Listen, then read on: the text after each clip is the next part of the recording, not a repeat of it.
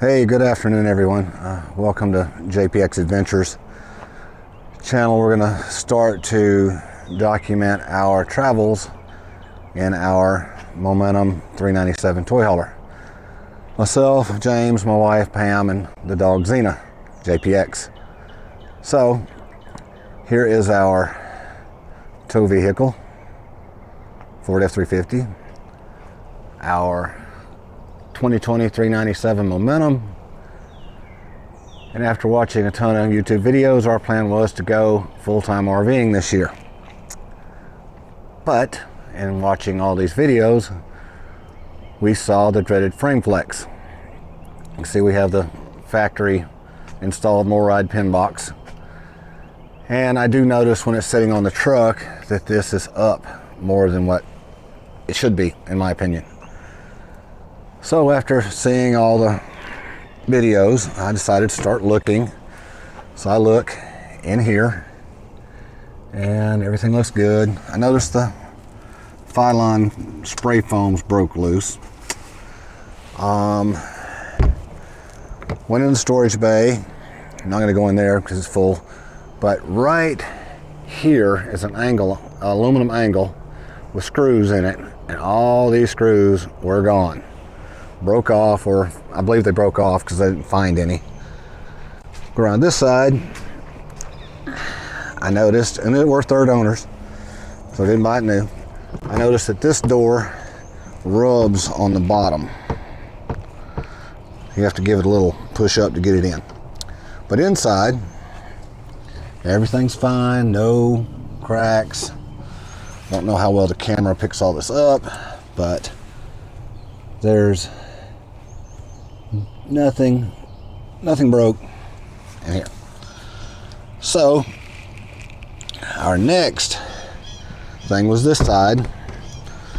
The screws up here were still in, but they were falling out. They were coming loose. They were out about 1/4 inch. So we tightened these up and we added screws. We added screws on the other side. We pulled the Phylon down. This stuff right here, pulled all this down. And if anybody wants to do this Phylon, I'll get the camera here, is lapped under this piece about 1 foot. So you have to slide it towards the back of the trailer about 1 foot to get this out from underneath these edges. That was the hardest part about it, was breaking this seal loose and getting that Phylon to slide that direction and down to get it out. It's not very heavy, it's just awkward. It takes a couple of people to do it, but it's really difficult to pull that out. So we got that out. Checked all the framework, everything looked good, no broken welds, but we looked up under the wall, and this shelf plate that's welded to the bottom of the frame to support this outside wall was cracked about right here on both sides. So we put a block between the fiberglass cap and the frame and jacked it up, aligned it, welded it back, put all this stuff back, and sealed it up. Prior to doing that, we did take measurements, and they were 1/2 inch, 5/8. They were within spec, but again, that hitch was moving too much. You could see it when you hit a bump. I pulled a lot of trailers for years. When you hit a bump, you could see this gap really change. So I knew something was going on. Fortunately, no broken welds, 2 broken plates that hold the walls up. Got that solved. So what else is wrong? That'll be the next part right here.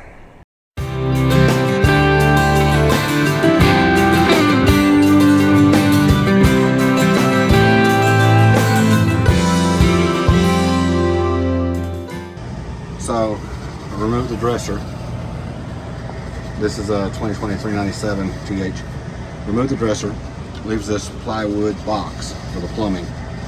And there's a screw there behind the carpet and there behind the carpet. They're in an angle to the wall, so they're not straight in. You can see the angle, pretty steep.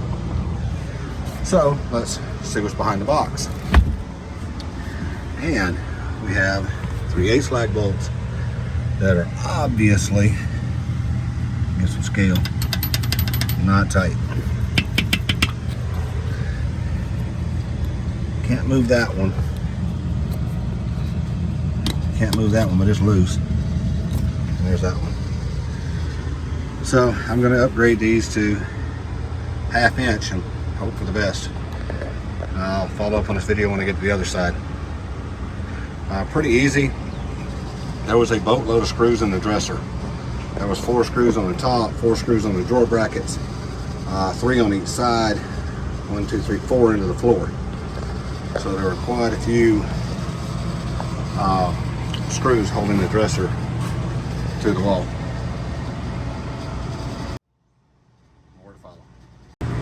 Okay, so I'm back, and what I did was used Sika, and the tube's turned the wrong way. This is Sika 1CSL construction adhesive. It's a self-leveling caulk or sealant, and I filled that void between the wall and the chassis with as much sealant as I could get.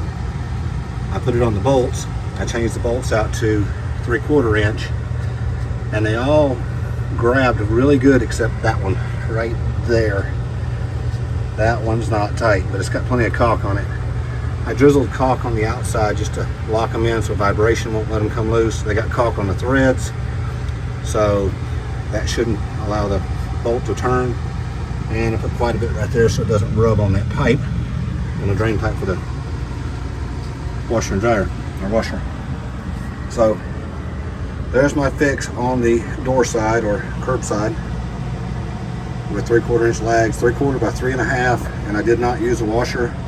I put the first one in, went and checked, put the second one in, went and checked. I don't see any bowing on the outside skin, so I feel like the 3.5 inch bolts are okay even without washers.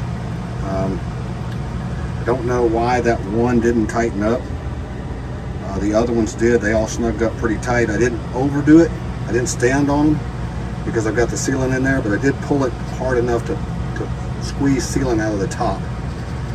So it did push it back up. So there's a solid 6 inch line of that Sikaflex on there. From my experience with it, it holds good. That's some good stuff. So I'm going to put all this back together and then tackle the other one another day because we've got to go somewhere tomorrow. We'll see if this makes any difference on the rubbing that we have occurring right there. The strip is loose, but you can see how much it's rubbed in that corner on the washer and dryer. And then, sorry for the video movement, I'm using my phone. We have this rubbing right there that I've been monitoring. That got a little better once we pulled the Phylon down, welded up the 2 cracks on the plate that holds the wall, added some screws, recaulked everything. I think the caulking's probably holding it together. But let's see if this works. I'll update on the channel down the road if it was successful or not. Okay, I wanted to go over a couple things about these bolts, and first of all clarify that it's 1/2 inch by 3.5 inch bolts, not 3/4. Takes a 3/4 socket. I was in error and I corrected that twice. But let's talk about the RV.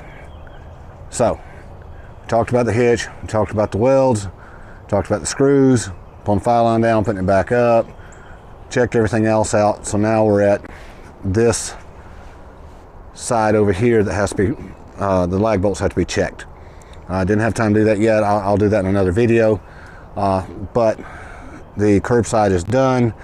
You saw that we used the construction adhesive on it, self-leveling. That stuff should fill that void and bond the wall to the steel, bolts to the wood, bolts to the steel, so that hopefully it'll all stay together. So let's talk about bolts for a minute. So these are the bolts, new and old. So this is the 3/8 and this is the new 1/2 inch, and I'll give you a length of them.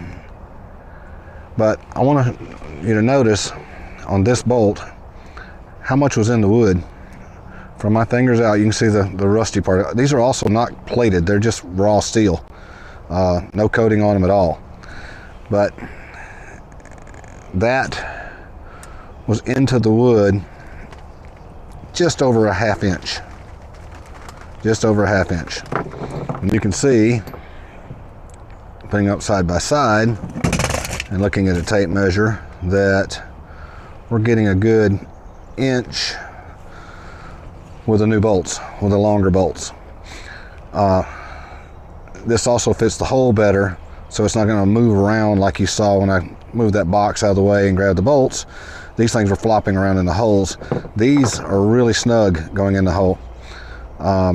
Coated them with sealant, and I'll throw a picture up here of the sealant. Coated these with sealant. I used a paper plate to put a little sealant on and just turn this into the adhesive. Saves from making a mess because that self-leveling adhesive never wants to stop coming out of the tube. So wanted to share this with you. I don't know why manufacturers would use a bolt that only goes in ½ inch or less through a piece of aluminum into the wood. You can see where the aluminum was because it's all shiny where it was vibrating or moving around. And having this much more substantial bolt in the hole, it's not going to bend as easy. It's also cadmium plated. It's not going to rust as easy. They will rust eventually. Let me show you the exact measurement on this bolt. Turn it around. Sorry, doing this one-handed. So the exact measurement on that bolt from the end of the bolt here is 3 3/4. So from where the bolt would seat, it measured just under 3 1/2, like 3 3/8, right to that tip. And like I mentioned in the video earlier, I did check to be sure I didn't see any bulging. Those screws start, I believe it was about right here, and make sure there was no bulging. So you can see there's nothing showing any warpage or bumps in the cap where those bolts came out. I wonder if we tested that on the first two to make sure. So there's the bolts. These are ½ inch by 3 1/2, Home Depot. I think they're $1 and a few cents a piece.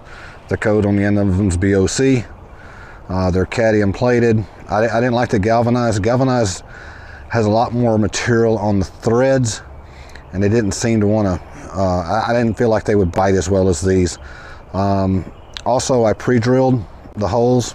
I didn't show that in the video, with a 5/16 bit, just a metal bit. It actually chucked up in my drill the exact same length as this, so I couldn't over drill. Be careful not to do that. Over drill would be bad. Anyway, pilot hole, and it made these bite better. Then I put one in without the pilot hole, and it just didn't feel as good as with the pilot hole. It didn't feel like it wanted to tighten down. You could hear wood cracking, so I feel like pilot hole's the way to go. 5/16 bit, ½ inch by 3 1/2 inch lag. It takes a 3/4 socket on the end of it. All right, guys, that's all I got for this one. I will work on the other side here, get this done the same way, and when I do, I'll report back and let you know how that side went. I'll make another video and put it up. Thanks, guys.